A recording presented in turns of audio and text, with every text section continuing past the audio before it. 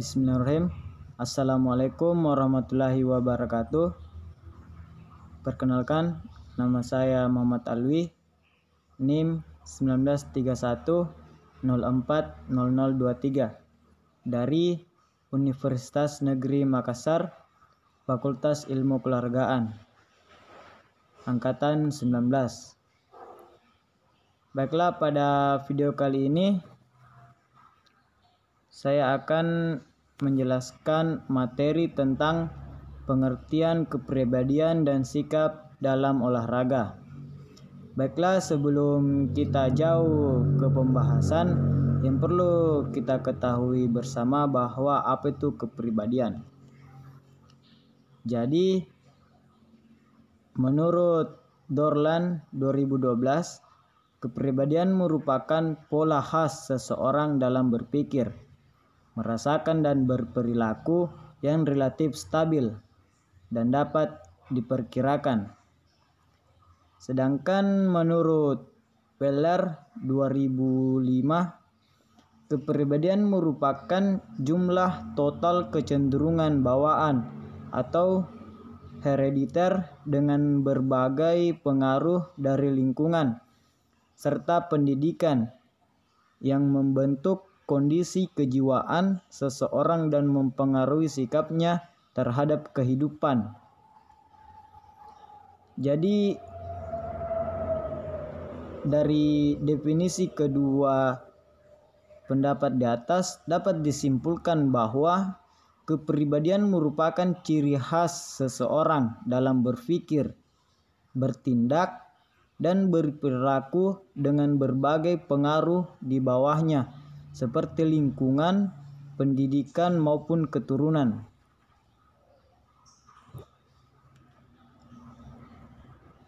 Menurut Purwanto, ada beberapa faktor-faktor yang mempengaruhi kepribadian antara lain. Yang pertama ada faktor biologis. Jadi faktor biologis merupakan faktor yang berhubungan dengan keadaan jasmani atau seringkali pula disebut faktor fisiologis seperti keadaan genetik, pencernaan, pernapasan, peredaran darah, kelenjar-kelenjar, saraf, tinggi badan, berat badan, dan sebagainya. Yang berikutnya ada faktor sosial. Jadi faktor sosial yang dimaksud di sini adalah masyarakat, yakni manusia-manusia lain di sekitar individu yang bersangkutan. Termasuk juga keadaan faktor sosial adalah tradisi-tradisi, adat istiadat, peraturan-peraturan bahasa, dan sebagainya yang berlaku di masyarakat. Yang berikutnya ada faktor kebudayaan, di mana di sini faktor kebudayaan sendiri yaitu perkembangan dan pembentukan kepribadian pada diri masing-masing orang. Tidak dapat dipisahkan dari kebudayaan masyarakat di mana seseorang itu dibesarkan. Di sini ada dijelaskan beberapa aspek kebudayaan yang dapat dipengaruhi perkembangan dan pembentukan kepribadian antara lain.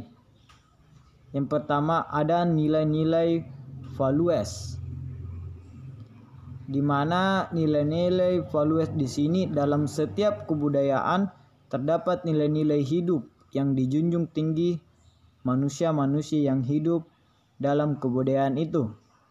Untuk dapat diterima sebagai anggota suatu masyarakat, kita harus memiliki kepribadian yang selaras dengan kebudayaan yang berlaku di masyarakat itu. Berikutnya ada adat dan tradisi. Adat dan tradisi di sini yaitu yang berlaku di suatu daerah, di samping menentukan nilai-nilai yang harus ditaati oleh anggota-anggotanya, juga menentukan pula cara-cara bertindak dan bertingkah laku yang akan berdampak pada kepribadian seseorang.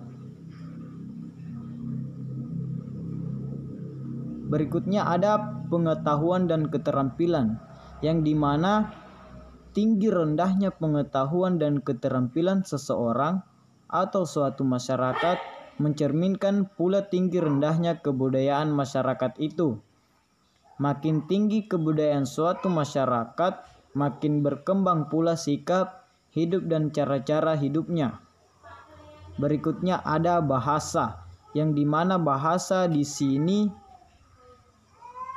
disebutkan bahwa di samping faktor-faktor kebudayaan yang telah diuraikan di atas, bahasa merupakan salah satu faktor yang turut menentukan ciri-ciri khas dari suatu kebudayaan. Berikutnya ada milik kebendaan atau material professions, yang dimana semakin maju kebudayaan suatu masyarakat atau bangsa, maka makin maju dan modern pula alat-alat yang dipergunakan bagi keperluan hidupnya. Hal itu sangat mempengaruhi kepribadian manusia yang memiliki kebudayaan itu.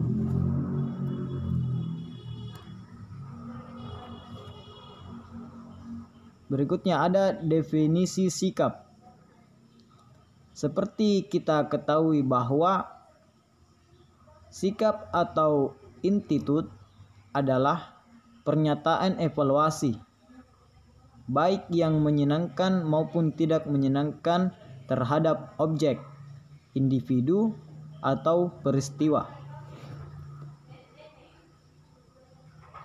Di sini ada 3 komponen utama dari sikap, antara lain yang pertama itu ada yang namanya kognitif atau evaluasi, yang dimana kognitif atau evaluasi di sini sendiri adalah segmen opini atau keyakinan dari sikap yang menentukan tingkatan untuk bagian yang lebih penting dari sebuah sikap.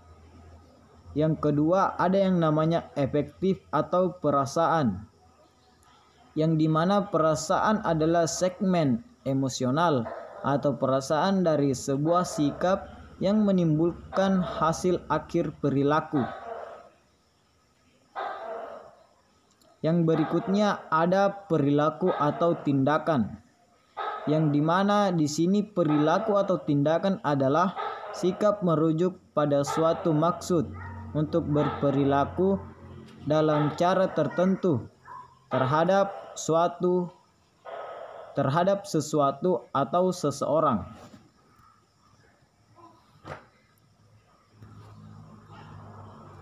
Di sini ada yang dimaksud, ada beberapa sikap terdiri dari berbagai tingkatan, yakni menurut Sunarto yaitu yang pertama itu menerima atau receiving, yang dimana menerima diartikan bahwa orang atau objek mau dan memperhatikan stimulus yang diberikan objek. Yang berikutnya ada merespon atau responding, yang dimana memberikan jawaban apabila ditanya, mengerjakan dan menyelesaikan tugas yang diberikan adalah suatu indikasi sikap, karena dengan suatu usaha untuk menjawab pertanyaan atau mengerjakan tugas yang diberikan, lepas pekerjaan itu benar atau salah adalah berarti orang itu menerima ide tersebut. Yang berikutnya ada menghargai atau valuing, yang dimana di sini mengajak orang lain untuk mengerjakan atau mendiskusikan dengan orang lain terhadap suatu masalah adalah suatu indikasi sikap tingkat 3. Yang berikutnya ada di sini yang namanya bertanggung jawab atau disebut responsible. Jadi bertanggung jawab atau responsible adalah segala sesuatu yang telah dipilihnya dengan segala resiko, adalah mempunyai sikap yang paling tinggi.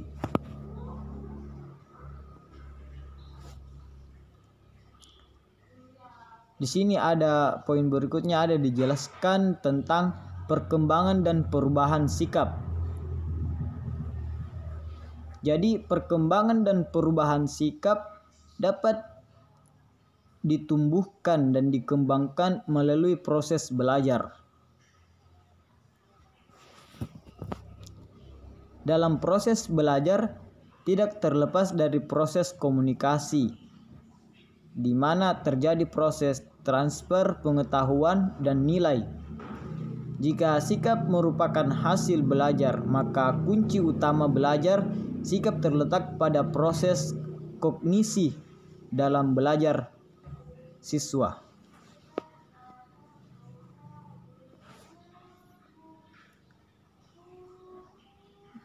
Poin berikutnya ada cara pembinaan sikap.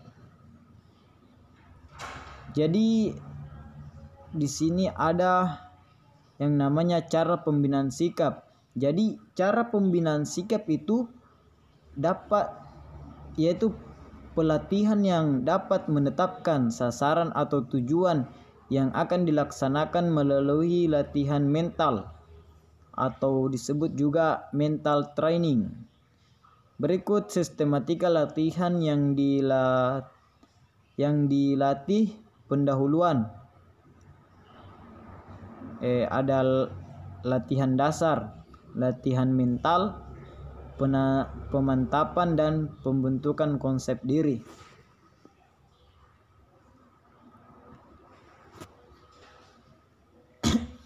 Jadi dari beberapa poin-poin pembentukan mental di sini tadi poinnya. Jadi di sini saya akan menjelaskan inti-inti dari poin tersebut.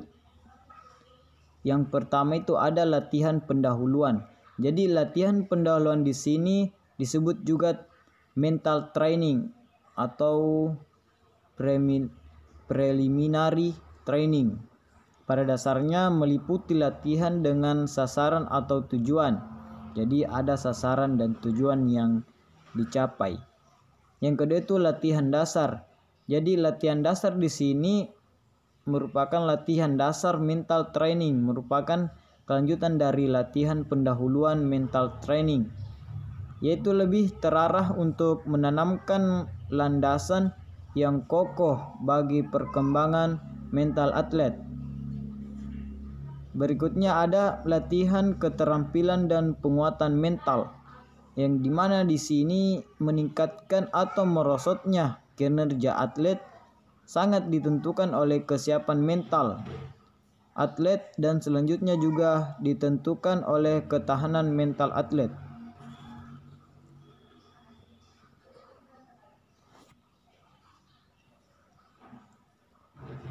Jadi poin berikutnya, terdapat beberapa faktor yang mempengaruhi pembentukan sikap, yaitu diantaranya ada yang namanya pengalaman pribadi.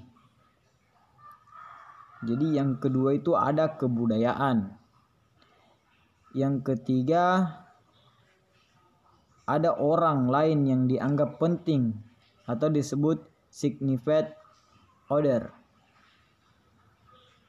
Yang keempat ada di sini media massa.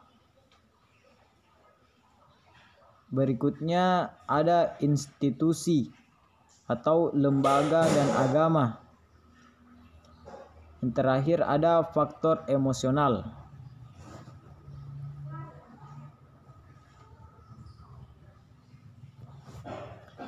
Jadi seperti yang harus kita ketahui bersama bahwa hubungan kepribadian dan sikap dalam olahraga itu sangat penting untuk diketahui. Karena terdapat banyak pendapat mengenai hubungan antara olahraga dan kepribadian seorang atlet. atlet dianggap sebagai individu yang kompetitif dan agresif sesuai dengan hakikat olahraga itu sendiri. Akan tetapi, ini belum tentu sesuai dengan tingkah laku atlet tersebut pada interaksinya sehari-hari. Oleh karena itu, pengaruh olahraga terhadap ciri kepribadian seorang atlet masih diperdebatkan. Sekalipun demikian, jelas bahwa melakukan olahraga secara teratur dapat berpengaruh khusus terhadap kepribadian seseorang. Berolahraga secara teratur dapat mengakibatkan efek-efek psikologis tertentu seperti perasaan nyaman dan segar.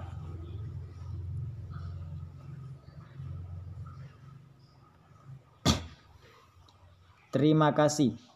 Baiklah, sampai di sinilah video atau materi yang sempat saya paparkan. Semoga dapat menjadi pembelajaran untuk teman-teman atau yang menonton video ini. Semoga dapat dijadikan pelajaran. Lebih dan kurangnya mohon dimaafkan. Saya tutup dengan ucapan wassalamualaikum warahmatullahi wabarakatuh.